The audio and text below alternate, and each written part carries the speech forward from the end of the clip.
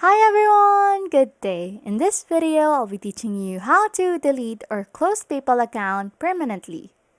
First things first, open up your PayPal app. After logging in, what you want to do is to make sure that your PayPal balance is zero.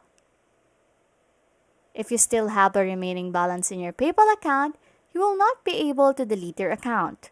So, you can either spend it or send it to someone. Only then can you delete your PayPal account. Now, let us proceed by clicking the profile icon on the top left corner of your screen.